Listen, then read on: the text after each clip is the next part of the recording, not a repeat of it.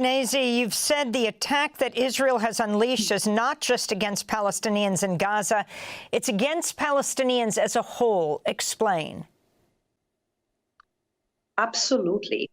Amy, since the beginning of the assault against Gaza on the beginning of October, following, of course, the attack unleashed by Hamas and other Palestinian armed groups, we have recorded an escalation of violence against the Palestinians in the rest of the occupied territory, both East Jerusalem and the West Bank. Over 11 months, 670 Palestinians have been killed.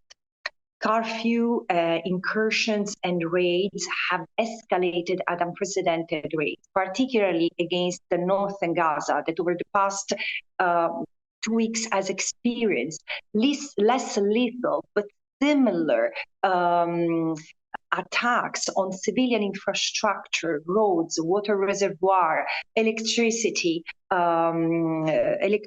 sources, and homes that are unjustifiable.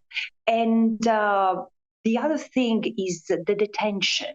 Arbitrary detention without any legal justification of Palestinians, both from the Gaza Strip, but all the more the West Bank and East Jerusalem have skyrocketed.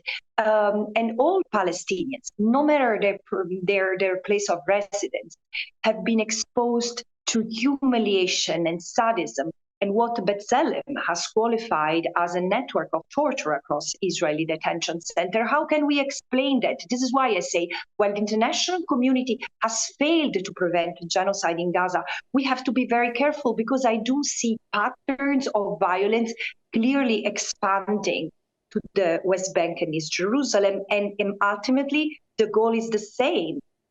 Expel the Palestinians, forcibly displace the Palestinians from the little that remain of their land. And this is not something that I'm inferring from the evidence. This is something that is accompanied by endless statements of Israeli political leaders and actions of both army and settlers, illegal settlers that have been armed by Israeli ministers.